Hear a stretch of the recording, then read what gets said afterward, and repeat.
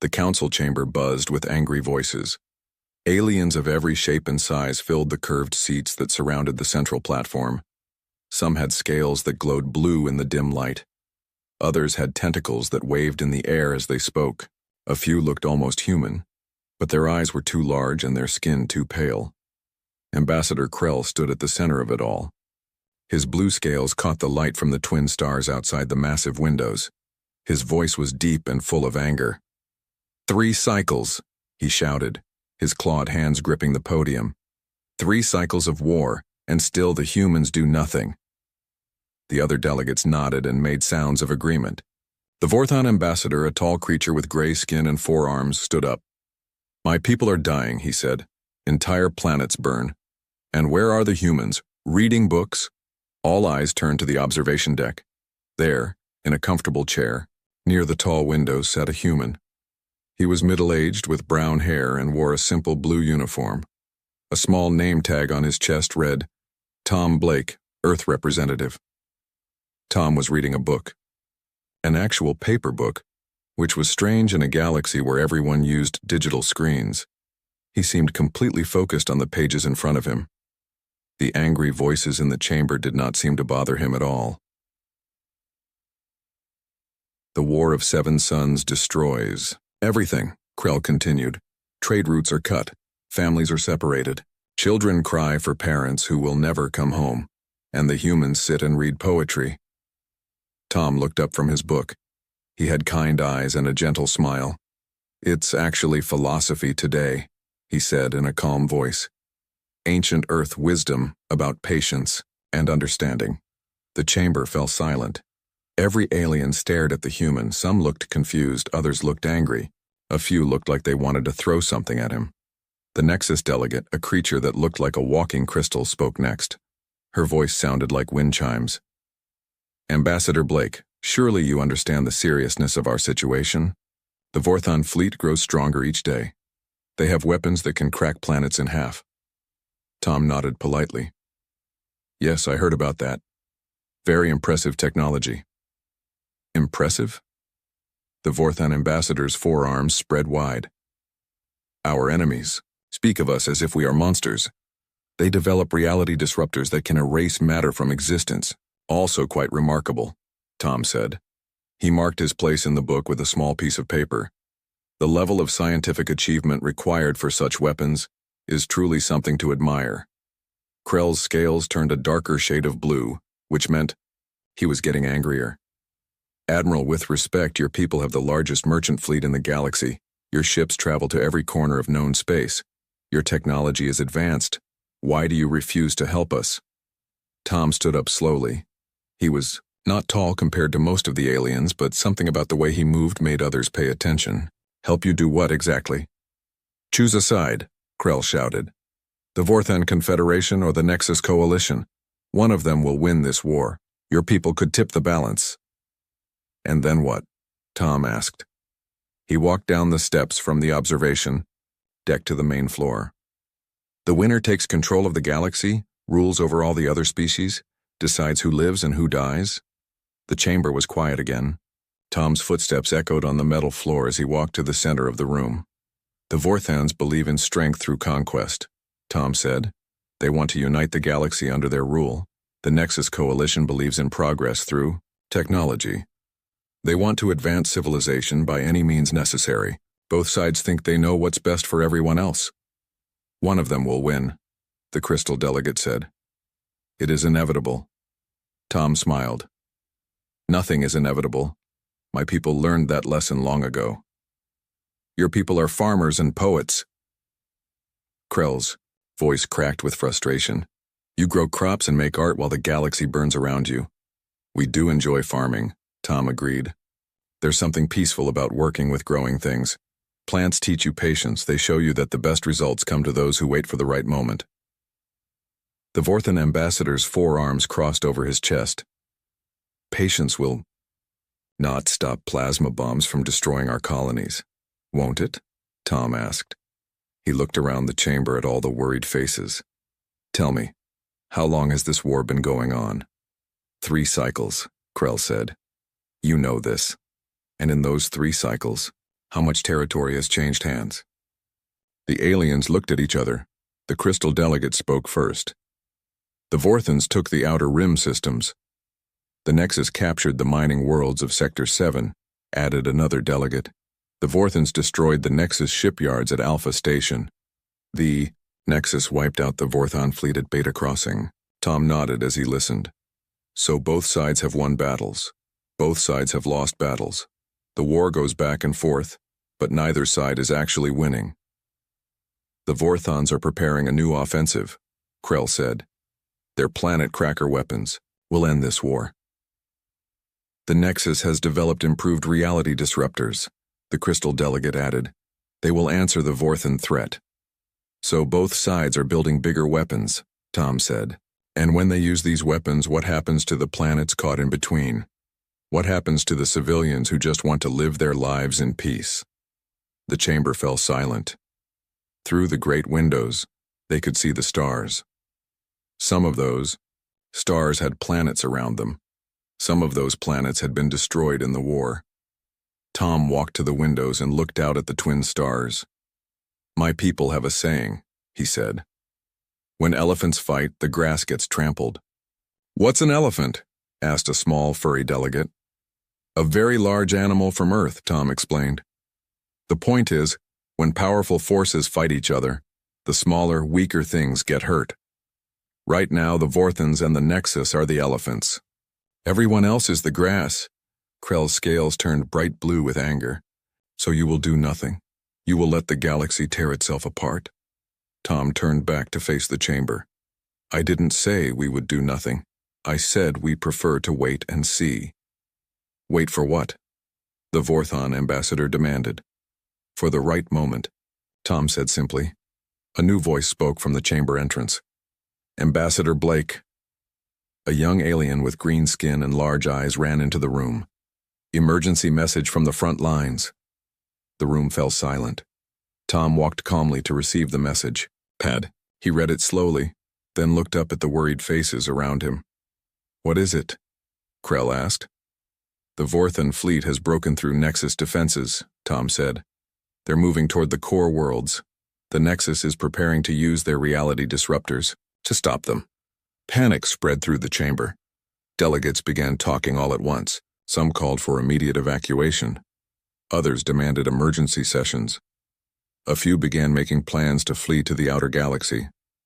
In the middle of all this chaos, Tom walked back to his chair. He picked up his book and tucked it under his arm. Then, he gathered his small bag and started walking toward the exit. Where are you going? Krell called after him. Tom paused at the doorway. Home, he said. I have a garden that needs tending. The tomatoes should be ready for harvest soon.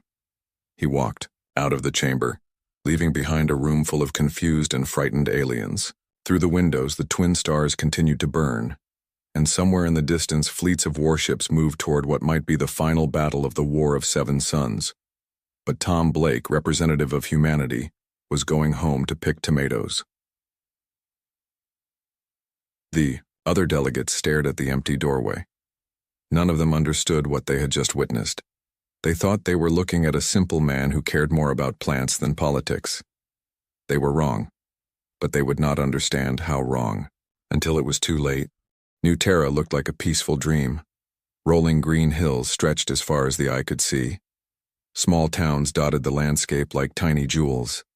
The air smelled of fresh grass and blooming flowers. Children played in the streets while their parents worked in gardens or walked to market. Captain Rex Morrison walked through the main street of New Terra City. It was not really a city by galactic standards. Most alien capitals had buildings that reached into the clouds and millions of people packed together. New Terra City had maybe 50,000 humans living in simple houses with front yards and back gardens. Rex stopped at a fruit stand. The owner, an old woman named Mary, smiled at him. Good morning, Captain. How are the apples today? Sweet. As always, Mary said, handing him a red apple. My grandson picked these this morning. Would you like some for your crew? That would be nice, Rex said. He bit into the apple. The juice was cool and refreshing. Any word from the outer settlements? All quiet, Mary said.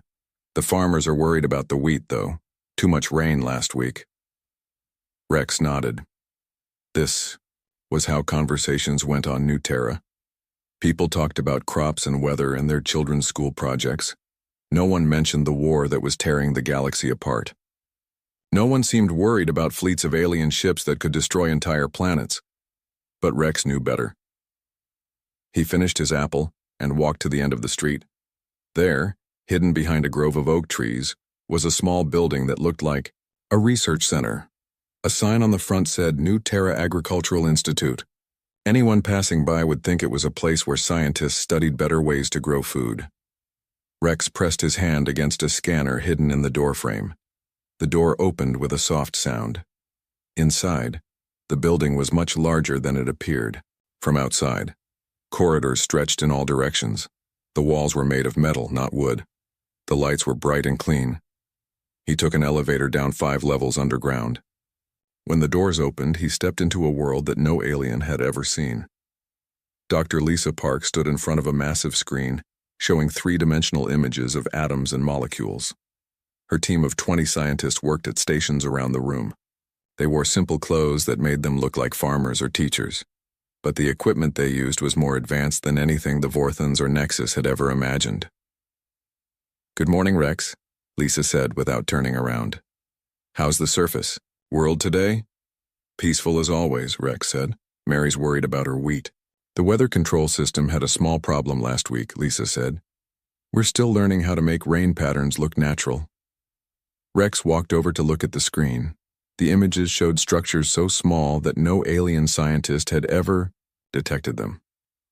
"Any progress on the quantum manipulation project?" "See for yourself," Lisa said. She touched a control panel. On the screen, a single atom began to change. Its structure shifted and rearranged itself. In seconds, it became a completely different element. "We can now change the basic building blocks of matter," Lisa explained. "Turn iron into gold, carbon into diamond, hydrogen into helium. The possibilities are endless, and no one can detect it. The changes happen at a level so small that their instruments can't measure it," Lisa said. "To them, it looks like natural atomic decay or random molecular breakdown." Rex smiled. This was what the aliens didn't understand about humans. While they built bigger weapons and faster ships, humans learned to control the fundamental forces that held the universe together. "What about the monitoring project?" Rex asked. Lisa led him to another part of the laboratory. Here, dozens of screens showed images from across the galaxy.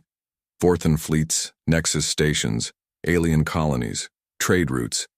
Every major military movement was being watched and recorded. "Our survey ships have been busy," Lisa said. "They look like simple cargo vessels to anyone who scans them, but they're actually the most sophisticated monitoring platforms ever built." On one screen, Rex could see a Vorthon battleship. It looked powerful and frightening with weapons that could level a city, but the human instruments could see things the Vorthons couldn't. They could see the stress points in the ship's hull, the weaknesses in its armor, the exact frequency needed to disrupt its power systems. "The Vorthons think their ships are invincible," Lisa said. "They don't know that we've been studying every bolt and wire for the past 10 years. Another screen showed a Nexus research station. The aliens there worked on reality disruptors, weapons that could make matter simply stop existing. It was terrifying technology. But the human sensors could detect the quantum signatures that made the weapons work. "We know more about their reality disruptors than they do," Lisa said. "We know how to stop them, how to redirect them, even how to reverse them." Rex nodded. "What about Commander Jake?"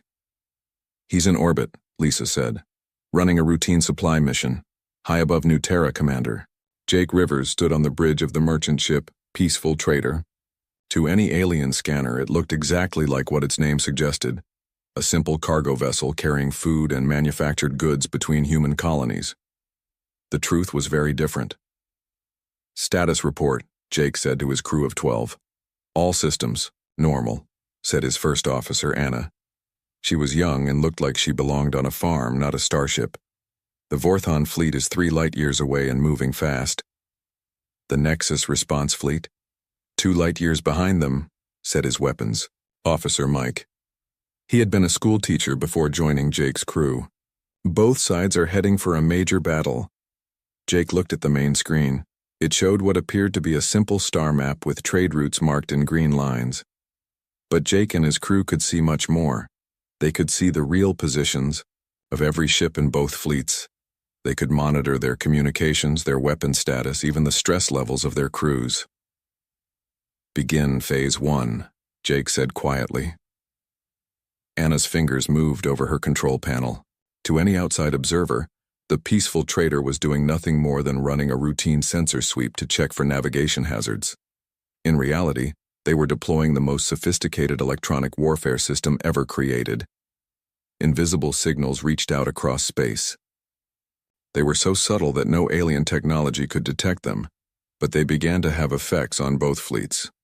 On the Vorthon flagship, Admiral Gorak stared at his weapon display. "What's wrong with the targeting system?" he demanded. "Unknown. Sir," his weapons officer replied. "All systems show normal, but the targeting is off by 0.001 degrees. Fix it." "We're trying, sir, but we can't find the problem." On the Nexus command ship, Captain Blue 7 watched her navigation display with confusion. "Why are we drifting off course?" "The gravity sensors are showing minor fluctuations," her science officer reported. "Nothing dangerous, but it's affecting our heading. Compensate." "We are compensating, Captain, but the fluctuations keep changing." Neither fleet realized what was happening. The human signals were so advanced that they could affect individual circuits inside alien technology. A targeting computer would miscalculate by tiny amounts. A navigation system would detect gravity fields that weren't really there. A communication array would add small amounts of static to important messages. Each problem was minor. Each could be explained as normal equipment wear or random space phenomena. But together, they began to make both fleets less effective. "Phase 1 complete," Anna reported. "Both fleets are experiencing minor system difficulties." Jake nodded. "Begin Phase 2. Let's see how they handle some real problems." The peaceful trader continued its routine sensor sweep. But now the signals it sent out were stronger. They began to affect more critical systems. On Vorthon ships, power cores began running slightly less efficiently. On Nexus vessels, shield generators started consuming more energy than usual. Weapon systems developed minor timing problems. Life support systems began making strange noises. "Sir," Mike reported, "both fleets are starting to blame each other for the problems." Jake smiled. This was exactly what humans had expected. When things went wrong, the two sides always assumed their enemies were responsible. They never thought to look for a third party. "The beauty of this approach," Jake said to his crew, "is that we're not actually attacking anyone. We're just helping their technology work a little less well than usual." "Like putting sugar in a ground car's fuel tank," Anna said. "Exactly," Jake said. "The car still runs, but not very well, and the driver has no idea what's wrong." Far below on New Terra, people continued their peaceful lives. Children went to school. Adults worked in their gardens. Old people sat on porches and watched the sunset. But deep underground, Dr. Lisa Park and her team monitored every aspect of the galactic war. They knew the position of every ship, the status of every weapon, the plans of every commander, and in orbit, Commander Jake Rivers and his crew of merchants continued their routine supply mission, while secretly crippling two of the most powerful fleets in galactic history. The aliens thought humans were simple farmers and traders who cared only about crops and poetry. They were about to learn how wrong they were. The Vorthon flagship Ironhammer shook as another explosion rocked its hull. Admiral Gorak gripped his command chair, his forearms spread wide for balance. Around him, his bridge crew worked frantically at their stations. "Damage report," Gorak shouted over the noise of alarms. "Hull breach on Deck 7, his first officer replied. "The armor plating just cracked. No external impact, no weapon hit. It just fell apart on its own."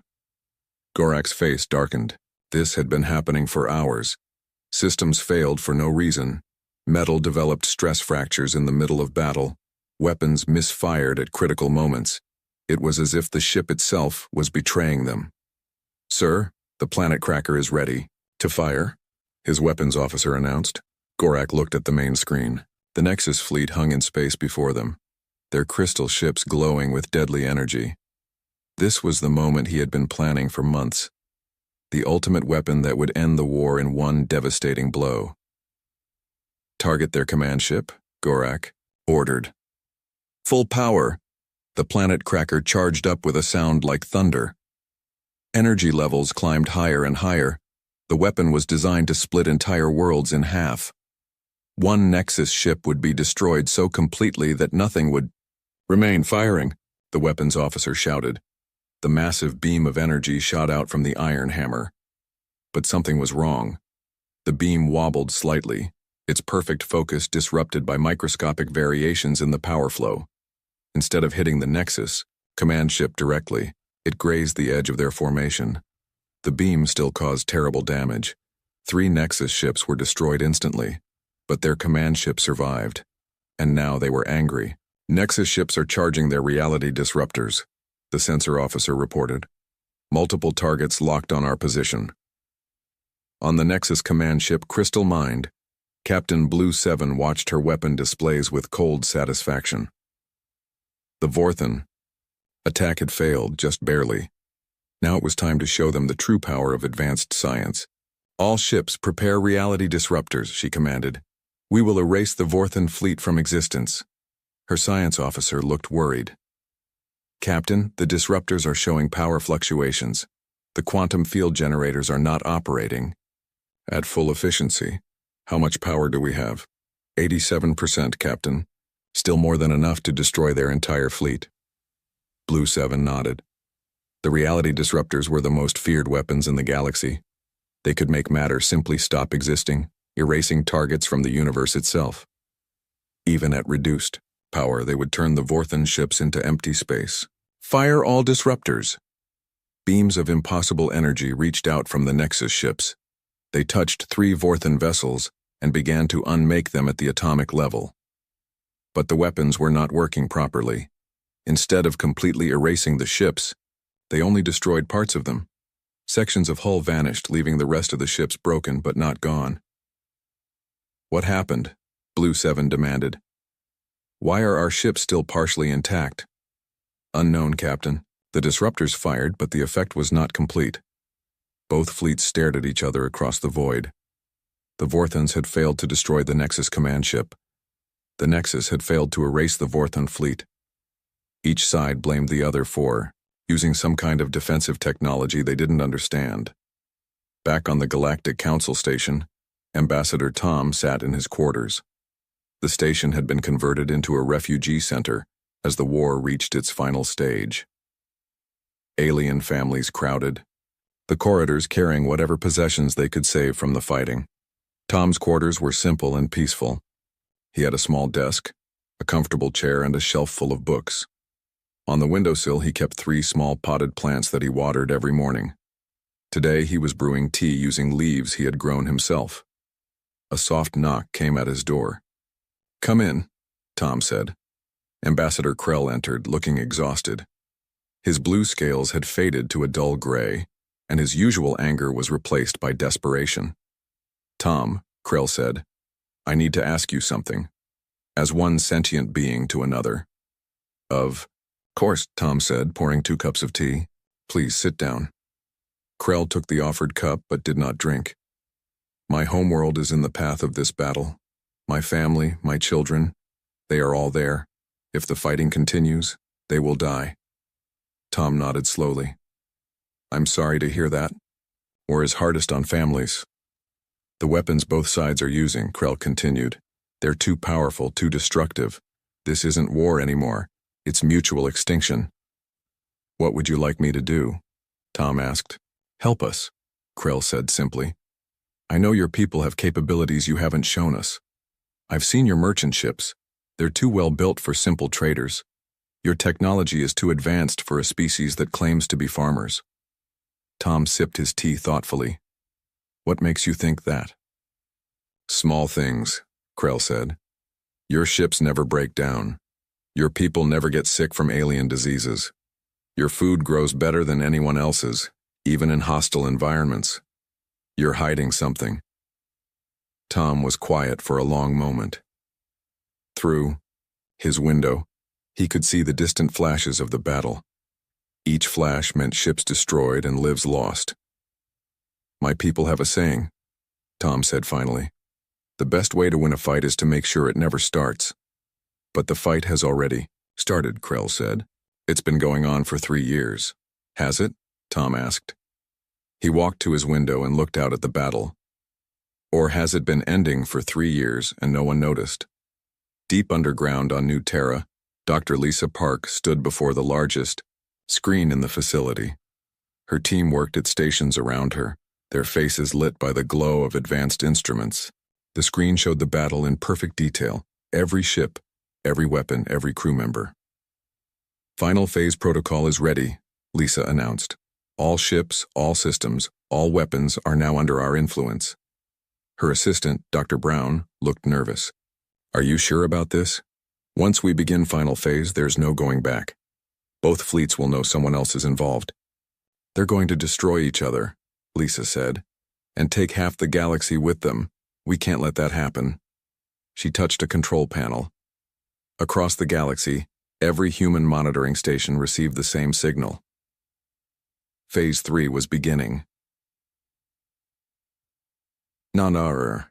Space Commander Jake Rivers received the signal on his ship. "You heard the order," he told his crew.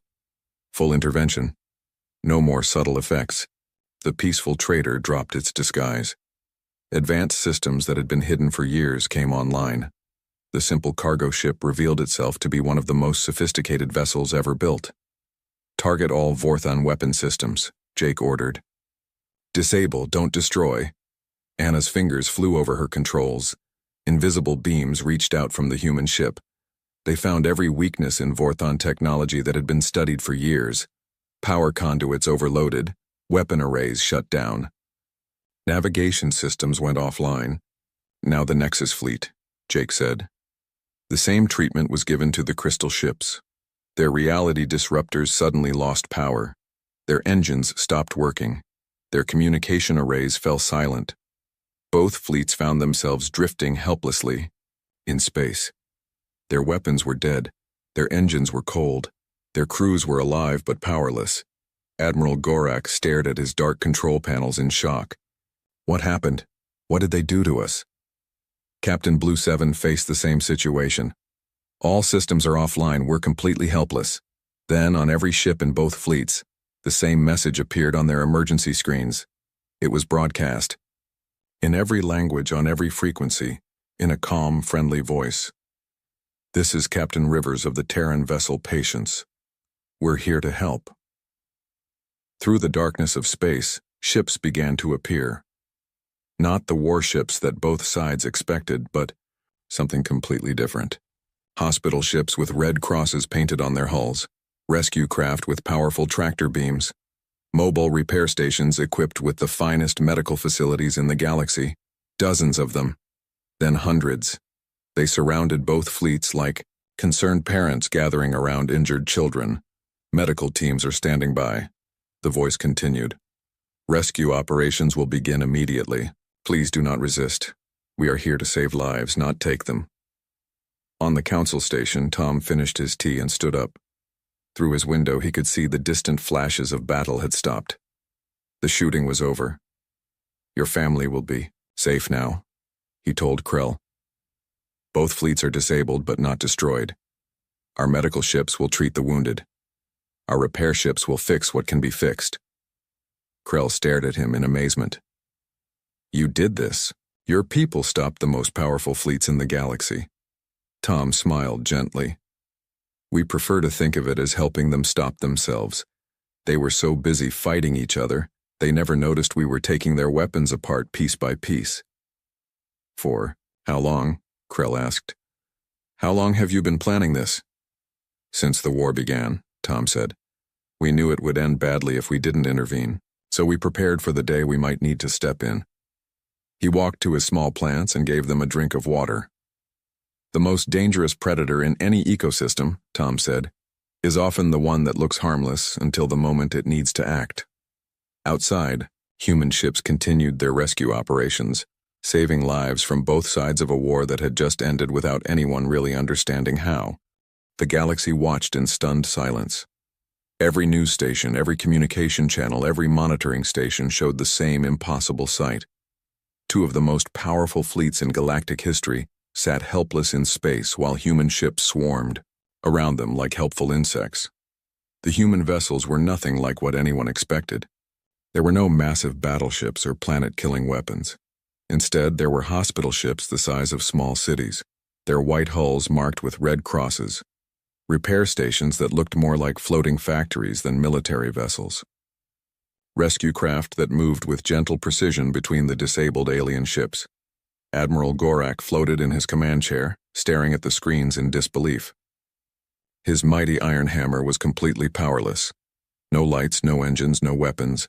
Even the life support was running on backup power. But he was alive, and so was his crew. A soft sound came from his communication system. Somehow the humans had found a way to make it work when everything else was dead. "Admiral Gorak," said a calm voice. "This is Dr. Helen White from the medical ship Mercy. We're detecting wounded personnel on your vessel. May we come aboard to help them?" Gorak's forearms trembled with rage and confusion. You attacked us. You disabled our ship." "We prevented you from destroying each other," Dr. White replied gently. "Your crew has 17 injured members and 3 who need immediate surgery.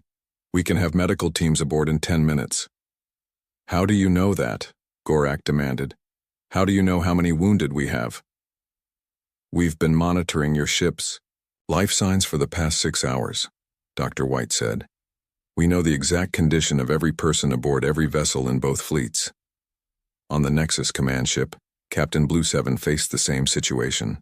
Her beautiful crystal vessel was as dead as a stone, but human voices spoke to her through communication systems that somehow still worked. "Captain Blue 7, said another human voice. "This is Engineer Mark Johnson from the repair ship Fix-It. Your quantum processors took some damage when your reality disruptors overloaded.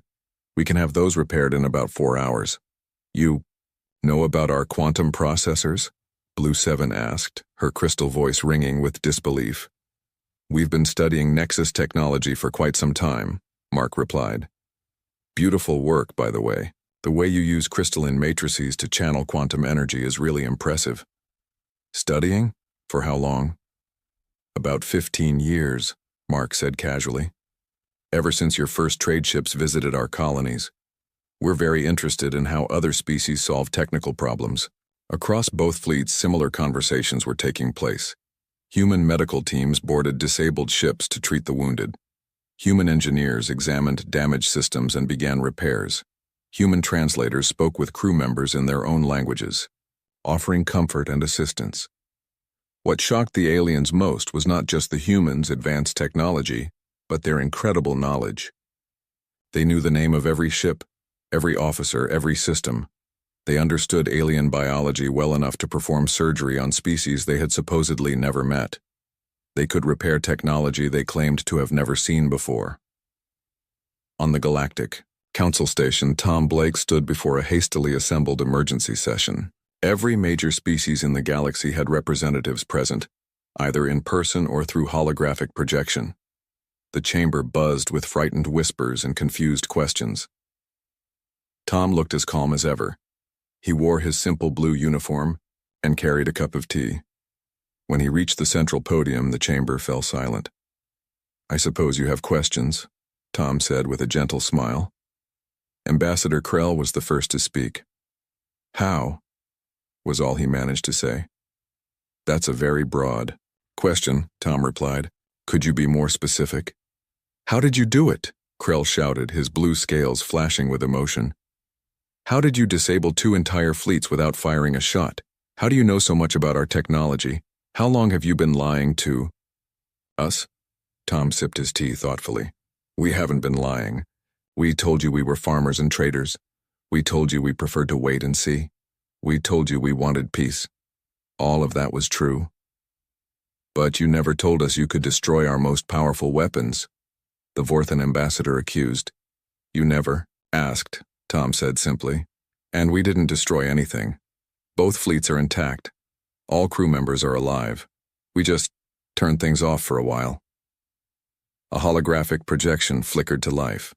It showed Dr. Lisa Park in her underground laboratory on New Terra. Around her, screens displayed detailed information about every alien technology in known space. "Ladies and gentlemen," Tom said, "I'd like you to meet Dr. Park. She leads our Galactic Understanding Project." Lisa smiled and waved. "Hello, everyone. I'm sorry we had to meet under these circumstances." "Galactic Understanding Project?" the Crystal delegate asked. "For the past 20 years, Lisa explained, we've been studying every species, every technology, every culture we could find. Not to conquer or control, but to understand. Knowledge is the most powerful tool in the universe." The screen changed to show a map of the galaxy. Hundreds of small dots were scattered across it, each one marking a human monitoring station disguised as something harmless. "These are our observation posts," Lisa continued. "Research stations that look like farming institutes, trading posts that are actually intelligence centers, survey ships that map more than just star systems. You've been spying on us," the Vorthan ambassador accused. "We've been learning about you," Tom corrected. "There's a difference. Spies steal secrets to gain advantage over enemies. We gathered knowledge to better understand our neighbors." Another image appeared on the screen. It showed the internal structure of a Vorthan battleship, every component labeled and analyzed. "We know exactly how your ships work," Lisa said, "because we've been studying them for 15 years. We know the stress points in your hull designs, the frequency vulnerabilities in your shields, the power fluctuation patterns in your weapons." The image changed to show a Nexus vessel, equally detailed and analyzed. "We understand your reality disruptors better than you do," Lisa continued. "We know how to disable them, redirect them, even improve them.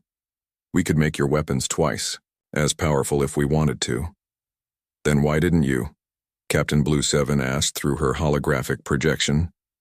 Tom set down his teacup and looked around the chamber. "Because more powerful weapons don't solve problems. They create bigger problems." "We studied your histories," Lisa added. "Every species follows the same pattern. You develop weapons, fight wars, destroy things, then build even bigger weapons to fight bigger wars. It never ends." "So you decided to end it for us?" Krell asked. "We decided to give you a choice," Tom said. "You could destroy each other with your ultimate weapons, or you could let us help you find a better way." Commander Jake Rivers appeared on the screen, standing on the bridge of his ship. Behind him, displays showed the rescue operations continuing across both fleets. "Right now," Jake said, "we have medical teams on 47 ships treating wounded from both sides. Our engineers are repairing damage to vessels from both fleets. Vorthan doctors are working alongside Nexus scientists in our mobile hospitals. Former enemies are saving each other's lives," Tom added, "because when people stop fighting long enough to help each other, they remember that they're not really enemies at all." The chamber was quiet. On the screens, they could see the proof of Tom's words. Vorthan medical officers were helping human doctors treat Nexus casualties. Nexus engineers were sharing their knowledge to help repair Vorthan ships. Species that had been trying to kill each other hours ago were now working together. "Your technology," the Crystal delegate said slowly, "it's more advanced than anything we have." "In some ways," Tom agreed, "but we learned most of it from you. Vorthan metallurgy helped us develop better materials. Nexus quantum science taught us about reality manipulation. Every species contributed something to our knowledge." "We're not conquerors," Lisa said. "We're students. The galaxy is our university, and every species is our teacher." "But you could conquer us," Krell said. "You could rule the galaxy if you wanted to." Tom smiled sadly. "Rule over what? Destroyed worlds? Dead civilizations? Burned libraries and empty schools? What would be the point?" "We prefer gardens to graveyards," Jake added from his ship. "Living things are more interesting than ruins." The alien delegates looked at each other uncertainly. Everything they thought they knew about humans was wrong. The simple farmers and peaceful traders were actually the most advanced species in the galaxy, but instead of using their power to dominate, they used it to protect and preserve. "What happens now?" Krell asked. Tom picked up his teacup and finished the last sip. Now we all go home, he said. Both fleets will be fully repaired within the week. No ship will be armed until all sides agree to new peace treaties, and we start building a better galaxy together. And if we refuse? The Vorthan ambassador asked. Tom's smile never wavered, but something in his eyes grew very serious. Then we'll sit quietly and wait for you to change your minds. We're very patient, and we've learned that patience always wins in the end. 6 months later, New Terra looked very different. The rolling green hills were still there, and the peaceful towns still dotted the landscape. But now, strange new buildings stood among the farms and gardens. They were embassies and meeting halls, research centers and cultural exchanges. Ships from dozens of different species landed daily at the small spaceport that had grown into a major hub. Ambassador Tom Blake walked through the gardens behind his new office building. It was early morning, and the dew still sparkled on the grass. In his hand, he carried a watering can filled with fresh water from the nearby stream. His daily routine hadn't changed much, even though he was now the unofficial coordinator of galactic peace. "Good morning, Tom," said a familiar voice.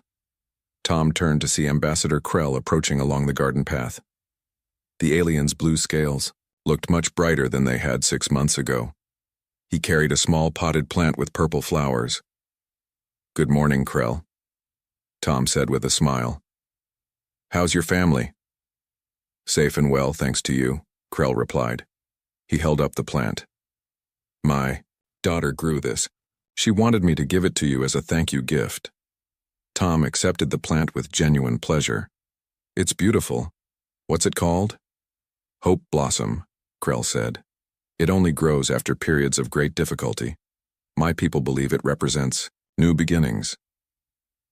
Tom found a perfect spot for the plant among his other flowers from across the galaxy. In 6 months, his garden had become a living symbol of the new peace. Vorthon fire roses grew next to Nexus crystal trees, delicate singing vines from the outer rim worlds wrapped around sturdy stone fruit trees from the core systems. "Any word from the peace negotiations?" Tom asked as he watered the new addition. "Admiral Gorak and Captain Blue 7 signed the final agreements yesterday," Krell said. "The Vorthan Confederation and Nexus Coalition are officially no longer at war." Tom nodded. It had taken 6 months of careful talks, but the two sides had finally agreed to peace, not because they were forced to, but because they had learned to work together during the rescue operations after the battle. "What about the rebuilding projects?" "Ahead of schedule," Krell said proudly. "The joint Vorthan Nexus teams have restored 17 damaged worlds so far. They're sharing technology and resources like they never fought at all." This was perhaps the most amazing development. The two species that had been trying to destroy each other were now collaborating on massive reconstruction efforts. Fourth-hand strength combined with Nexus technology was proving incredibly effective at repairing war damage. They walked together toward the main embassy building. Through the large windows, they could see delegates from many species working together on various projects. The old council chamber where angry voices once echoed with threats of war had been converted into a peaceful conference center. "Tom," Krell said quietly, "can I ask you something personal?" "Of course." "Were you ever worried?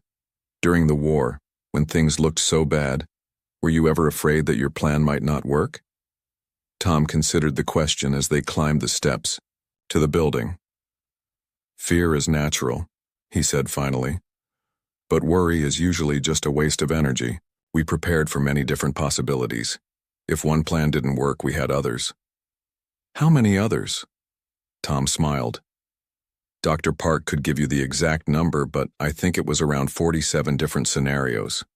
Inside the building, they found Dr. Lisa Park in the main conference room. She stood before a large holographic display showing the galaxy. But instead of the red zones and battle markers that had covered it 6 months ago, the display now showed green trade routes and blue cooperation zones. "Good morning, gentlemen," Lisa said. "Perfect timing. I wanted to show you the latest reports." The display zoomed in on a particular star system. "This is the former battle zone where the fleets met," Lisa explained. "We've converted it into the New Harmony Research Station. Scientists from 12 different species are working together there." What are they researching? Krell asked. Everything, Lisa said with enthusiasm. Vorthan engineers are learning Nexus quantum manipulation. Nexus scientists are studying Vorthan metallurgy, and everyone is learning human patience and planning techniques. The display changed to show another area. This is where the Planet Cracker weapons test site used to be. It's now a nature preserve where we're growing new forests using seeds from 100 different worlds. Tom watched the images with satisfaction. This was what he had hoped for when the war began. Not victory for one side or the other, but transformation of the entire conflict into something productive. Commander Jake Rivers entered the room, looking relaxed and happy. His peaceful trader had become the flagship of the new galactic cooperation fleet, a collection of ships from many species working together on exploration and rescue missions. "Good morning, everyone," Jake said. "I have some interesting news from the Outer Rim." He activated another display. 3 more species have asked to join the cooperation agreements. The Spiral Shell people, the Rock Builders, and the Light Dancers all want to be part of the new galactic community. "Any particular reason?" Tom asked. "Trade benefits, shared technology, and cultural exchange," Jake said. "But mostly they're impressed by how well the former enemies are working together. They want to be part of something positive." This had been happening regularly. Species that had watched the war with fear were now eager to join the peace. The galaxy was discovering that cooperation produced better results than competition. Dr. Park brought up another set of images. The most exciting development is the education exchange program. Young people from different species are studying on each other's worlds. The images showed classrooms where alien children learned alongside human students. Vorthan youngsters practiced patience in human gardens. Nexus youth learned about emotions and art from species they had once considered primitive. "My nephew is studying on a Nexus crystal ship," Krell said proudly. "He's learning quantum mathematics. Last week he called to tell me he's made friends with a young Nexus who wants to become a poet." Tom chuckled. Poetry and quantum mathematics, an interesting combination. "The Nexus are discovering that logic alone doesn't solve all problems," Lisa added. "And the Vorthans are learning that strength includes knowing when not to fight." Jake pulled up a star chart. "Speaking of strength, we've had some interesting developments in the military sector."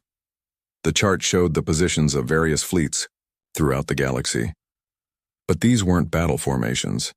They were defensive networks designed to protect trade routes and respond to natural disasters.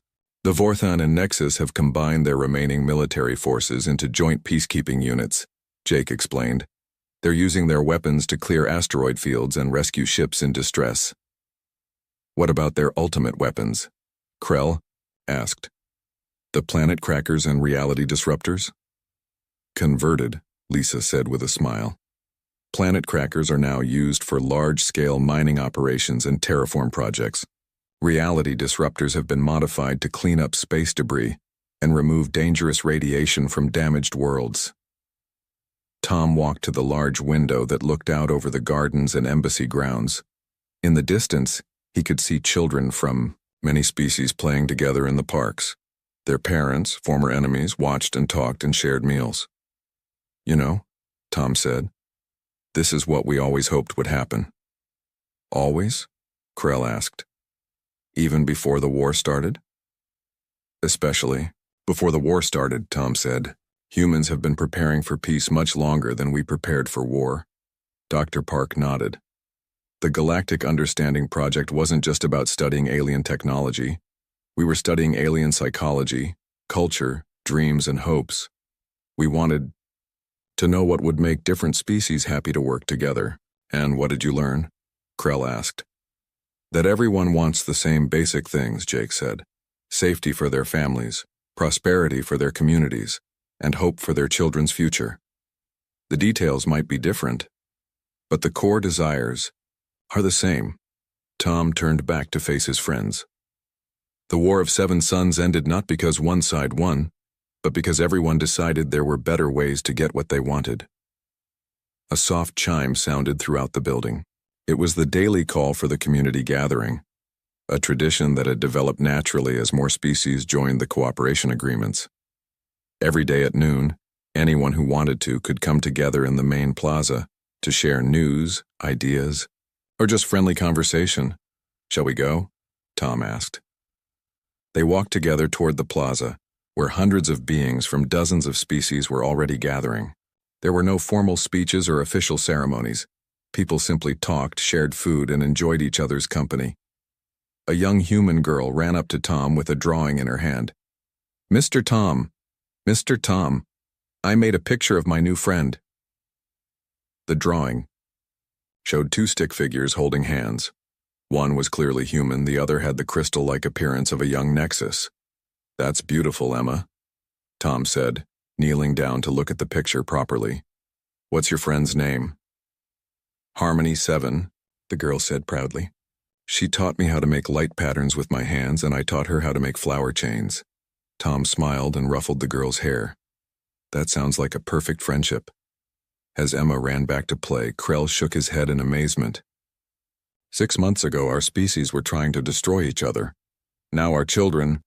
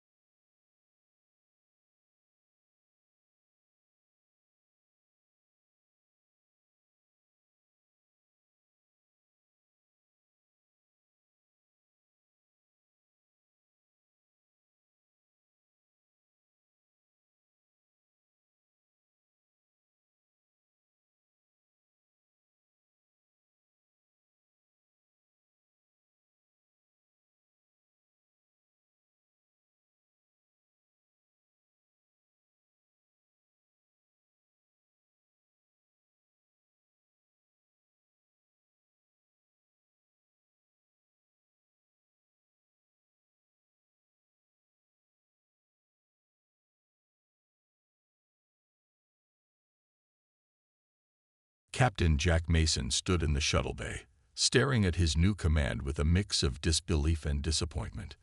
The HSF Perseverance floated in the space dock, its hull marked with patches of rust and mismatched repair plates. Next to the sleek, modern warships surrounding it, the Perseverance looked like it belonged in a museum, not on the front lines of humanity's defense. "They can't be serious," he muttered. "I'm afraid they are, Captain," said a voice behind him. Admiral Blake approached, his uniform crisp and his face stern. "The Perseverance is yours." Mason turned to face his superior. "With all due respect, sir, this ship is ancient. What am I supposed to do with it?" "Your orders are simple. Take the Perseverance to the edge of the Arcturus sector and patrol. Make yourself visible to enemy scanners, then disappear."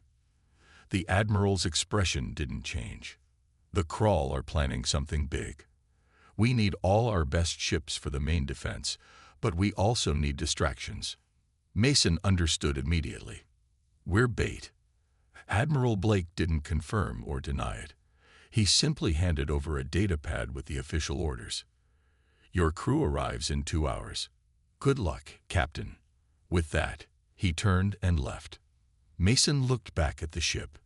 The Perseverance was one of the first warships built after humans reached the stars. For 50 years, it had gathered dust in the reserve fleet.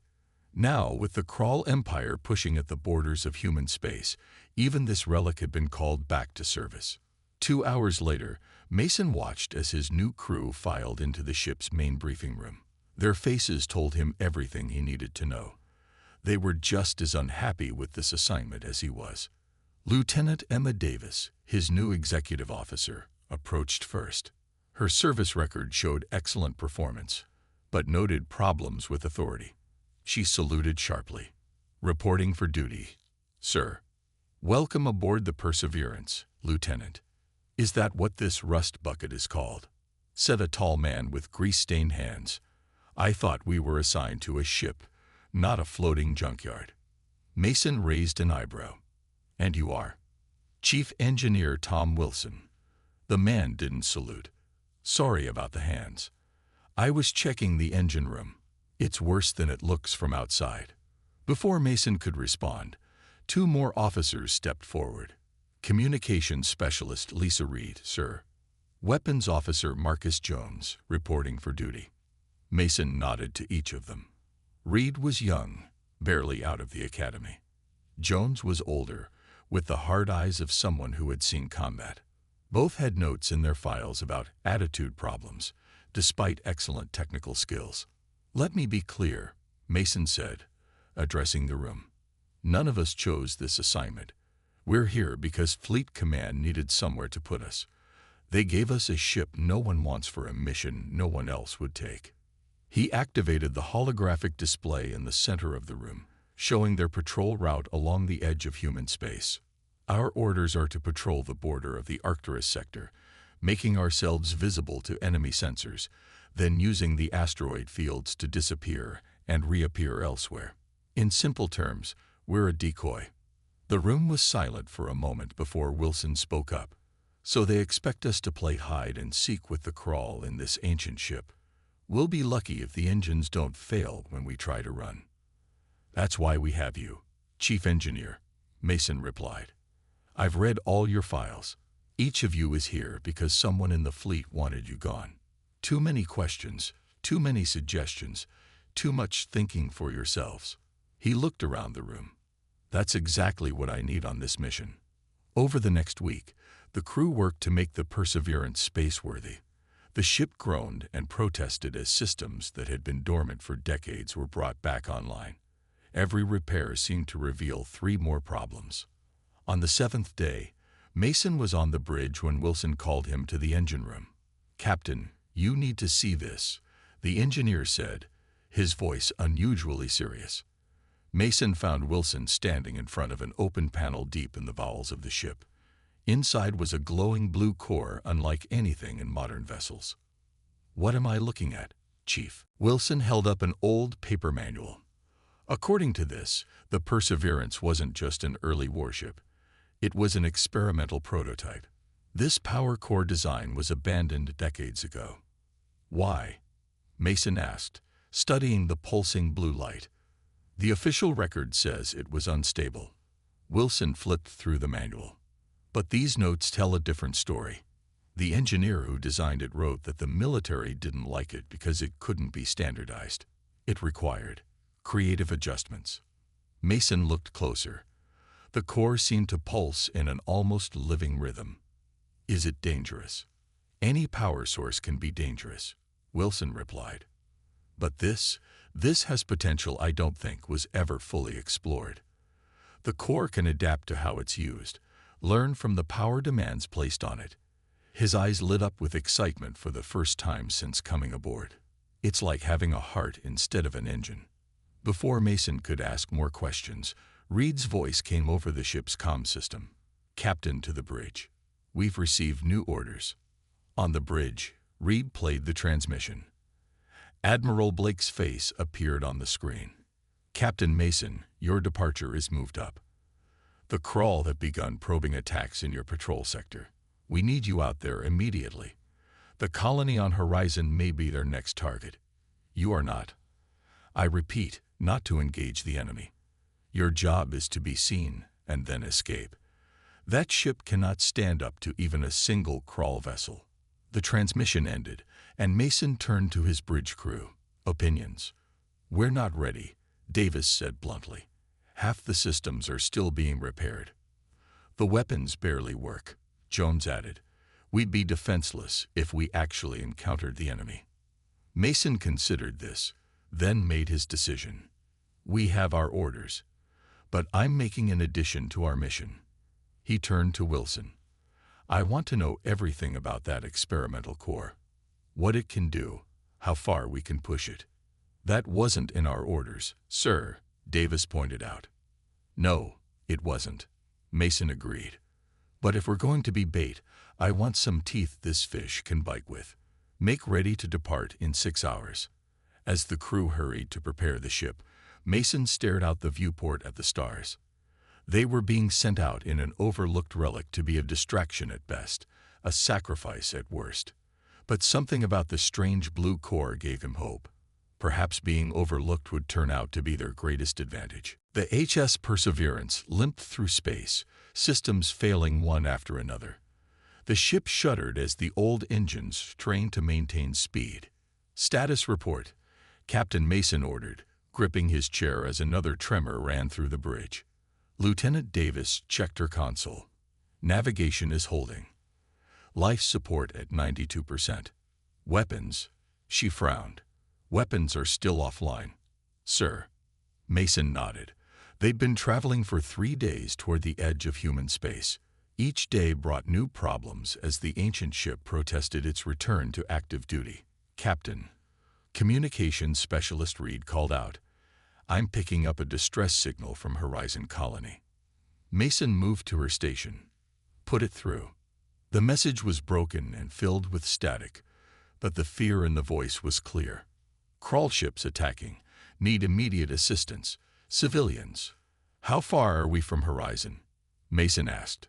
4 hours at our current speed, Davis replied. Mason considered their options. Their orders were clear. Stay visible but avoid engagement. The Perseverance wasn't meant to fight. It was meant to distract. Sir, Davis lowered her voice. That colony has over 2,000 civilians. If the Crawl are attacking.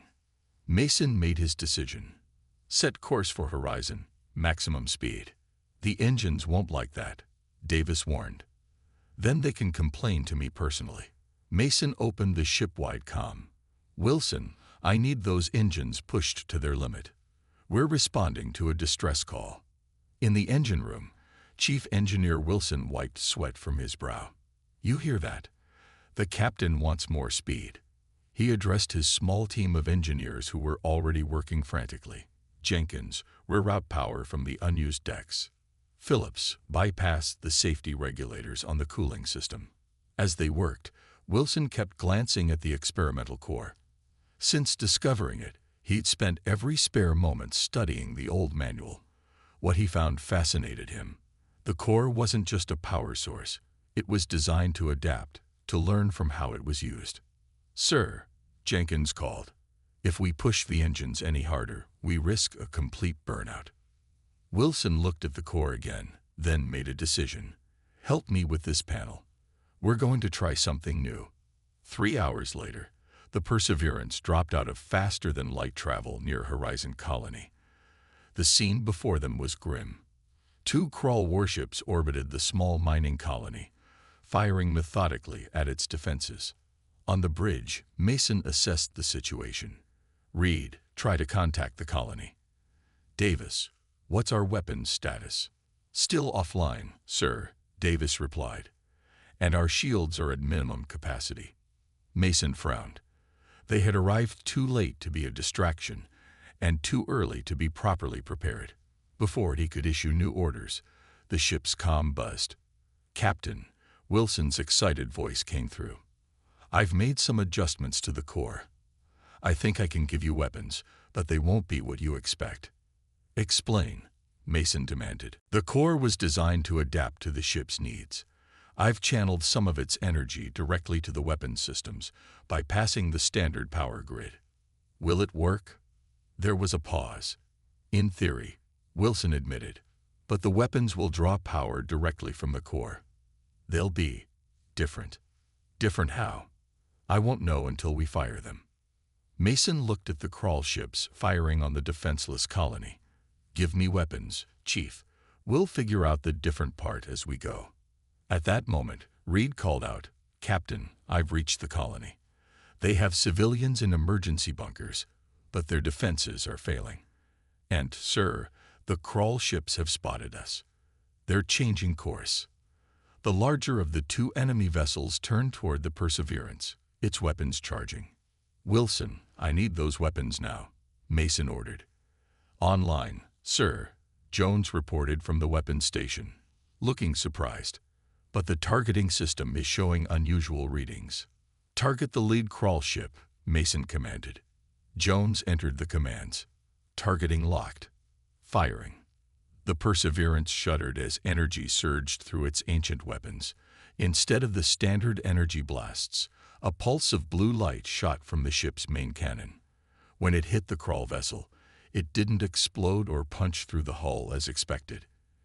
Instead, the blue energy spread across the enemy ship like a web, clinging to its surface. For a moment, nothing happened. Then, the Krull ship's lights flickered and went dark. It drifted, powerless. "What just happened?" Mason asked, staring at the screen. "The core," Wilson's voice came through, filled with awe. "It didn't just power the weapons. It changed them. That pulse was pure adaptive energy. It read the Krull ship's systems and shut them down." The second Krull vessel fired at the Perseverance. The old ship rocked under the impact. "Shields down to 40%, Davis reported. "We can't take many more hits like that." "Jones, target the second ship," Mason ordered. The blue pulse fired again, enveloping the second Krull vessel. Like the first, its systems failed, leaving it drifting in space. "Both enemy ships neutralized," Jones reported, disbelief in his voice. Mason leaned back in his chair, processing what had just happened. Their outdated, overlooked ship had just disabled 2 modern Krull warships with ease. "Wilson, get up to the bridge," he ordered. "I want to know exactly what you did to that core." While they waited for the engineer, Mason ordered Reed to contact the colony and Davis to scan for any additional Krull ships. The colony leaders were shocked and grateful when they learned the identity of their rescuers. Wilson arrived on the bridge looking exhausted but excited. "Captain, what we just witnessed was exactly why the military abandoned this technology. The core doesn't just provide power. It learns, adapts, and creates solutions based on the ship's needs." "Why would anyone abandon such a powerful technology?" Davis asked. Wilson grinned. "Because it can't be standardized. It adapts differently for each ship, each crew. The military couldn't mass-produce it or create standard operating procedures for it. They wanted predictable weapons, not adaptive ones." Mason looked thoughtful. "And that's why the Corps responded the way it did. It created a weapon based on our current situation. Exactly, Wilson confirmed. The core sensed we needed to disable the enemy without destroying them or risking the colony. So it created an energy pulse that targeted their power systems. Before they could discuss further, Reed interrupted. Captain, I'm detecting multiple ships entering the system. Long-range scans suggest it's a crawl battle group. At least 8 warships. The bridge fell silent. They had managed to disable 2 enemy ships, but 8 was another matter entirely. Mason looked at his crew, seeing the mix of fear and determination on their faces. Against all odds, they had discovered something remarkable in their overlooked ship. Now they would learn if it was enough to save them from the approaching threat. Wilson, Mason said, how much more can we get out of that core? The engineer's eyes lit up. Sir, I think we've only scratched the surface of what the Perseverance can do. 8 crawl warships, Mason repeated, his voice steady despite the odds against them. Time until they reach us. 2 hours, sir, Reed answered, her fingers flying over her console. Mason turned to Wilson. Tell me more about this core. What are its limits? The engineer ran a hand through his hair. That's the thing, Captain. I don't know. The manual suggests the core grows stronger with use. Those 2 ships we disabled that hardly strained it. Could it handle 8 ships? Davis asked the question everyone was thinking. Wilson hesitated. Maybe, but not all at once. The core needs time to adapt between major energy releases. Mason stood and walked to the main viewport, looking at the disabled crawl ships floating in space. An idea began to form in his mind. The crawl don't know what we did to their ships, he said slowly. From a distance, it would look like they're just waiting. He turned back to his crew. And the crawl don't know what the Perseverance can do. All they see is an old human ship that should be no threat at all. Davis caught on immediately. You want to set a trap. Exactly. Mason moved to the tactical display. Reed, open a channel to the colony. When the colony leader appeared on screen, Mason explained his plan. We need to evacuate as many of your people as possible in the next 2 hours. Send them in small groups to these coordinates. He marked several points in the nearby asteroid field. The colony leader looked uncertain. But the crawl will see us leaving. No, they won't, Mason assured him, because they'll be watching us. After ending the transmission, Mason addressed his crew. Davis, I need you to take a shuttle to coordinate the evacuation. Jones, work with Wilson to maximize our weapons range. Reed, prepare to broadcast a distress signal, but only when I give the word. As the crew moved to carry out his orders, Mason called Wilson aside. I need something else from that core. Can it affect how our ship appears on enemy scanners? Wilson thought for a moment. It should be able to. The core can manipulate energy signatures. Yes, with the right adjustments, we could appear damaged, even leaking radiation. Do it, Mason ordered. Make us look like easy prey. For the next hour, the Perseverance hovered near Horizon Colony, gradually drifting toward the asteroid field. From the outside, it looked like a crippled ship, its power fluctuating. Meanwhile, small shuttles slipped away from the colony, carrying civilians to hiding places among the asteroids. On the bridge, Mason watched the enemy fleet's approach on the long-range scanners. Status report, he called. Evacuation is 60% complete, Reed reported. Lieutenant Davis says they need another 45 minutes. Wilson, how's our disguise holding up? The engineer's voice came through the comm. Perfect, Captain. To their scanners, we look like we're barely holding together. I've even managed to fake a radiation leak from our engines. Jones, weapons status. Ready, sir. The core has recharged since our last firing. Mason nodded, satisfied. Now we wait. The crawl fleet dropped out of faster-than-light travel at the edge of the system. 8 sleek, black ships, each bristling with weapons. They moved in a perfect formation, heading straight for Horizon Colony. They've spotted us, Reed announced.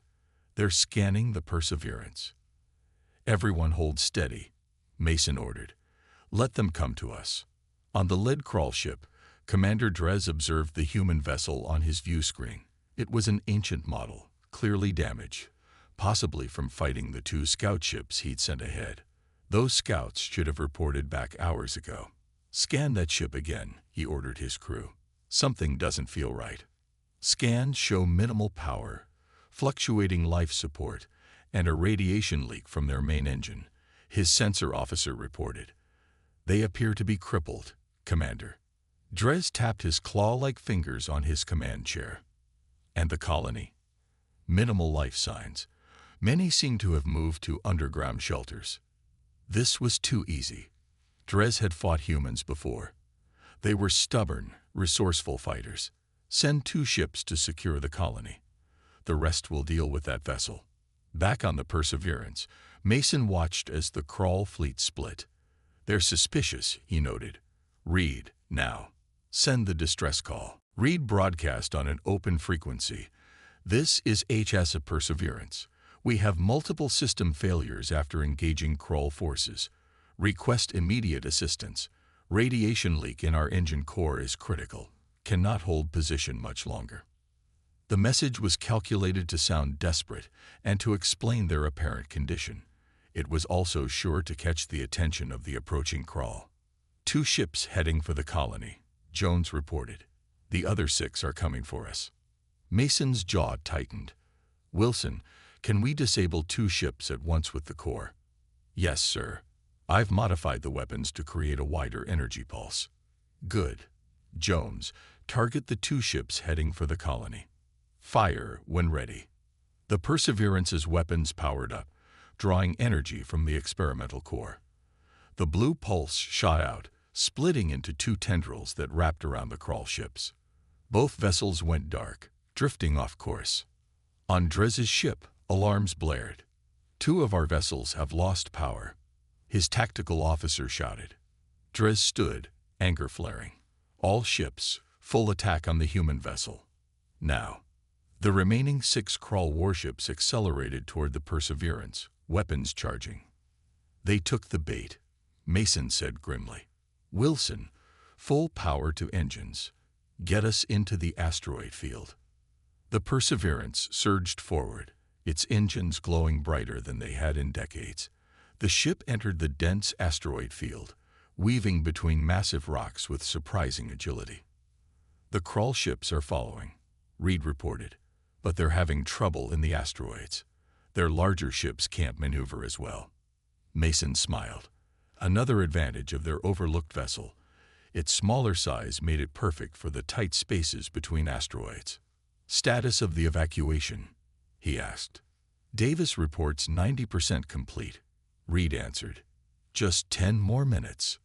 "We might not have 10 minutes," Jones warned, as the ship shook from a near miss. The crawl are firing blindly into the asteroids. Mason studied the tactical display. They needed to buy more time, but they also needed to be careful. The core could disable the crawl ships, but not all 6 at once. "Wilson, I need a way to hide us completely from their scanners," Mason called. "Can the core do that?" There was a pause before Wilson replied. "Yes, but it would mean diverting power from weapons and shields." "Do it," Mason ordered. "Jones, before we disappear, fire on the lead crawl ship." The blue pulse struck the lead vessel, disabling it instantly. As the other crawl ships fired at the Perseverance's last known position, the human ship vanished from their scanners. For several tense minutes, the Perseverance drifted silently among the asteroids, its core masking all energy signatures. The crawl ships searched in vain, firing randomly into the asteroid field. Finally, Reed received the message they'd been waiting for. "Evacuation complete, Captain. All civilians are safely hidden." Mason nodded, relief flooding through him. But they weren't safe yet. 5 crawl warships still hunted them, and sooner or later, they would have to fight. "Wilson," he called, "how much power can that core really give us if we push it to its limits?" There was excitement in the engineer's voice when he answered. "Captain, I believe this ship could take on the entire crawl fleet.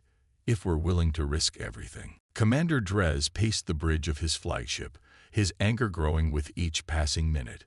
3 of his ships floated powerless in space. The human vessel had vanished in the asteroid field, and now his sensors were picking up strange energy readings throughout the system. "Report," he barked at his sensor officer. "Still no sign of the human ship, Commander," the officer replied nervously. "But we're detecting small energy signatures moving through the asteroid field." "Escape pods, shuttles," Dres demanded. "Possibly. They're well shielded." Dres slammed his fist on a console. The humans were evacuating the colony right under his nose. This was supposed to be a simple mission. Destroy the colony. Eliminate any human presence in this sector. Instead, he was being outmaneuvered by a single outdated human vessel.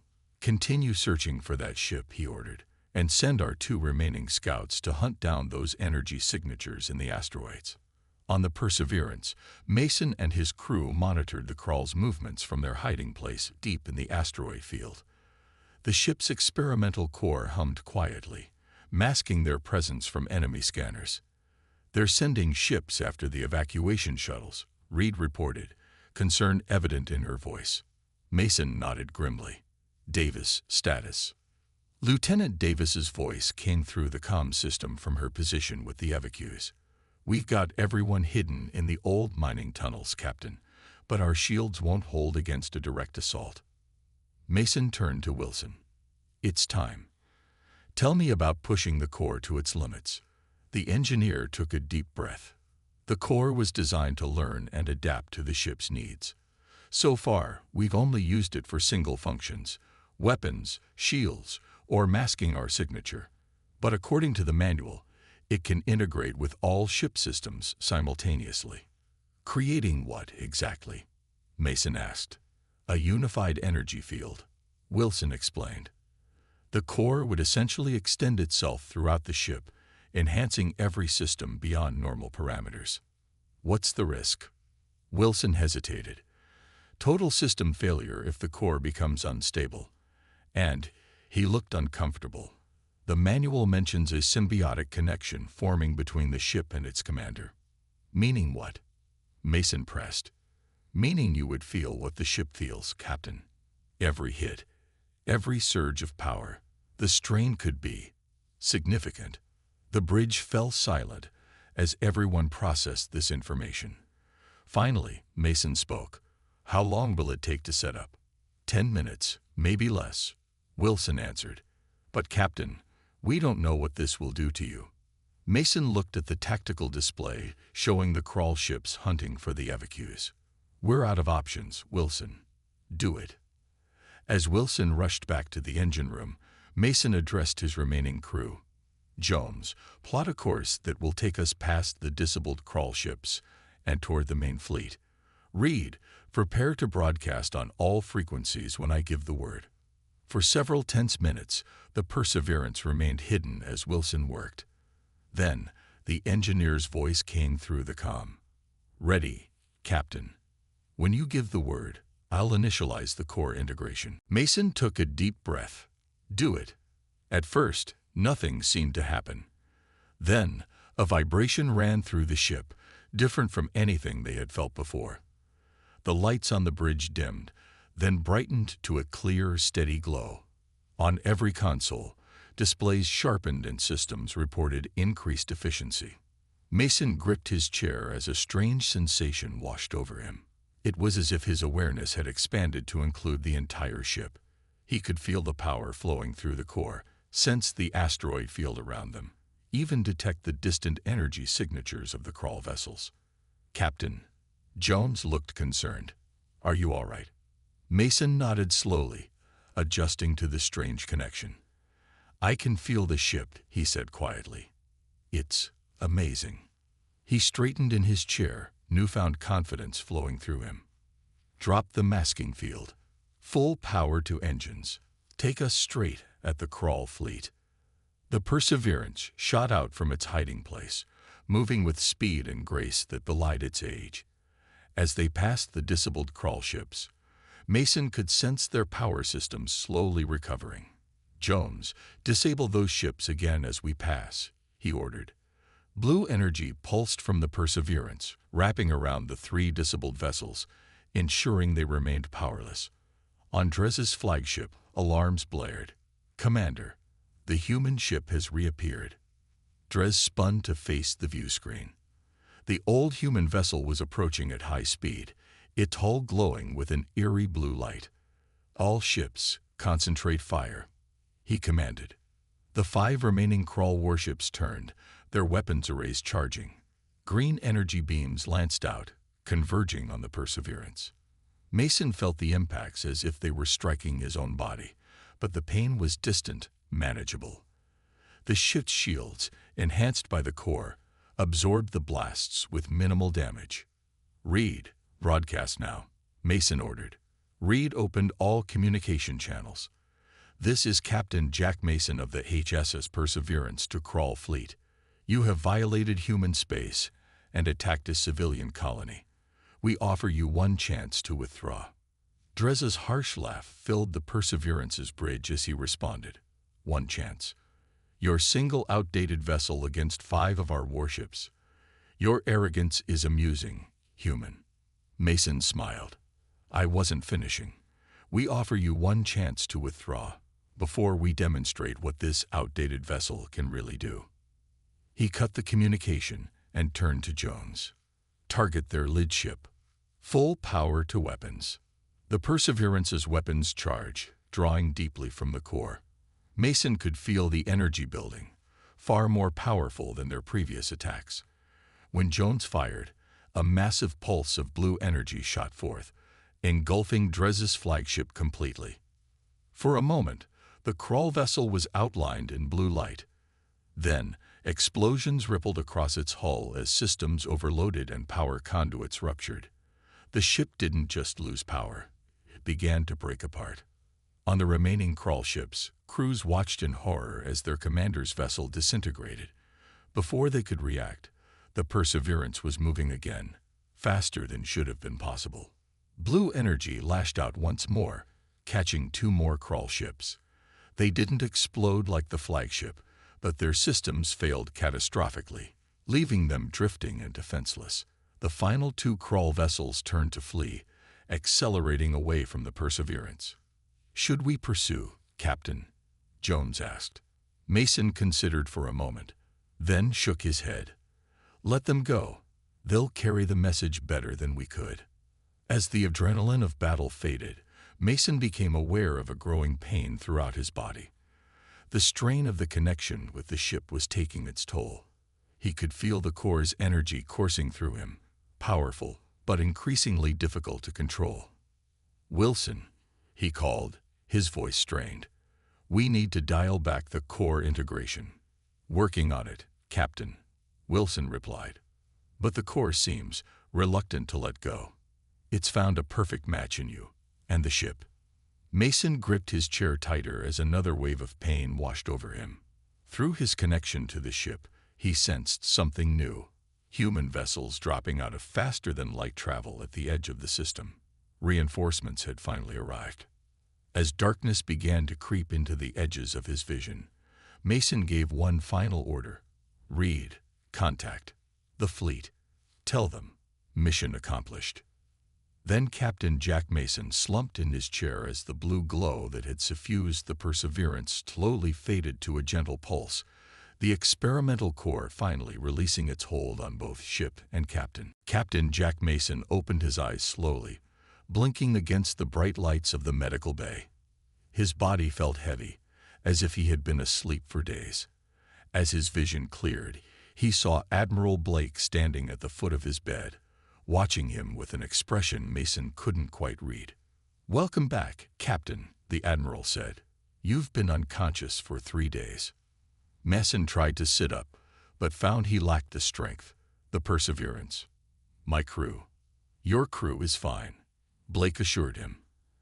"As for your ship," he paused. "It's been the talk of the entire fleet." Memories flooded back. The experimental core, the connection he had felt with the ship, the battle against the Krull fleet. Mason could still sense a faint echo of that connection, like a phantom limb. How bad was it? Mason asked. The Perseverance is intact, though your engineer has been working non-stop to stabilize that core of yours. Blake pulled up a chair and sat down. What you did out there, Mason, it's unprecedented. One outdated ship taking on 8 crawl warships and winning. The door to the medical bay slid open, and Mason's crew filed in. Davis, Wilson, Reed, and Jones all looked tired but relieved to see their captain awake. The gang's all here, Mason said with a weak smile. Wilson stepped forward. Sir, the core has stabilized, but it's changed. It seems to have imprinted on you somehow. The ship's systems won't respond fully to anyone else. Admiral Blake cleared his throat. Which brings us to the reason for my visit. He stood and paced the small room. Fleet Command is divided on what to do with the Perseverance. Some want to study the core, possibly remove it for research. Others want to decommission the ship entirely, concerned about technology we can't fully control. Mason felt a surge of protectiveness that surprised him. And what do you think, Admiral? Blake stopped pacing. I think we just witnessed something remarkable. A ship that was overlooked, a crew that was cast aside, and a captain who found a way to use both to achieve the impossible. He looked at each member of the crew. The crawl had been pushing at our borders for years. Now, for the first time, they're pulling back. The 2 ships that escaped your battle have spread the word. The crawl empire is in disarray, different factions arguing over how to respond to this new threat. New threat? Reed asked. The legend of the ghost ship, Blake explained. A human vessel that can disable or destroy an entire fleet with weapons unlike anything seen before. The story has grown with each telling. Mason looked at his crew, pride filling him. So what happens now, Admiral? That's what I came to discuss. Blake pulled out a datapad. I'm offering you and your crew a choice. You can return to regular fleet duty, with promotions all around, of course. Or, he hesitated, you can continue as you are, with a special designation outside the normal chain of command. You want us to be your secret weapon, Davis said bluntly. Blake nodded. The Perseverance has proven itself, and so have all of you. We need ships and crews that can think outside standard protocols. Wilson laughed. Isn't that exactly why you sent us away in the first place? Because we didn't follow standard protocols. Sometimes the military needs a reminder of what we're fighting for, Blake admitted. Your success has sparked a review of other technologies that were abandoned for being too unconventional. Mason thought about the connection he had felt with the Perseverance, the way the ship had responded to his will, becoming more than the sum of its parts. It was something personal, something that couldn't be mass-produced or standardized. If we accept this special designation, he asked, will my crew stay together? Will we keep the Perseverance? Yes to both, Blake confirmed, with some upgrades to the ship's basic systems, of course. That core of yours deserves a better housing than a rusting hull. Mason looked at his crew. It's your decision too. We faced those odds together. One by one, they nodded. Davis spoke for all of them. The Perseverance is our home now, sir. And this crew is our family. A month later, the newly refitted HFY Perseverance prepared to leave space dock. Its hull had been reinforced, its basic systems upgraded, but its heart, the experimental core, remained unchanged. From the outside, the ship still looked older than the vessels surrounding it, but there was a subtle difference in how it moved, a grace and power that belied its appearance. On the bridge, Captain Mason settled into his command chair.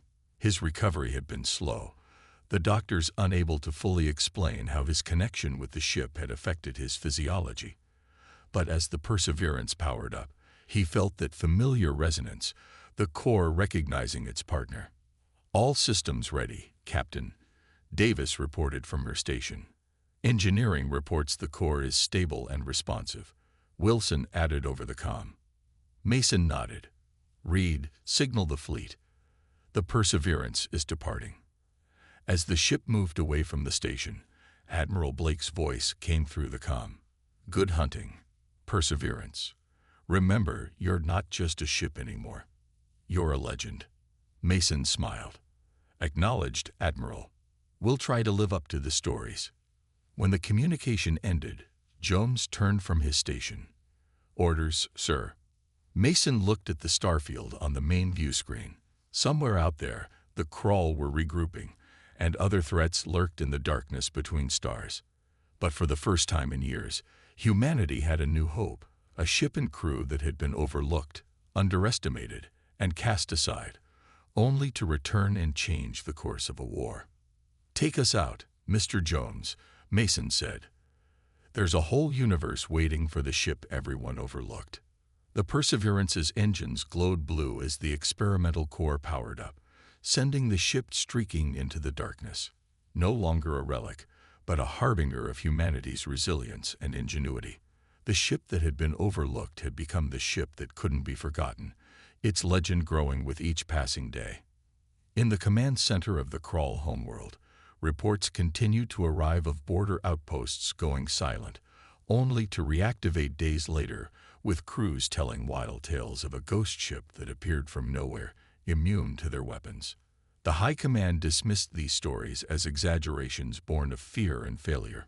But in the quiet hours, even they wondered about the truth behind the legend of the human vessel that had obliterated an armada and disappeared back into the stars.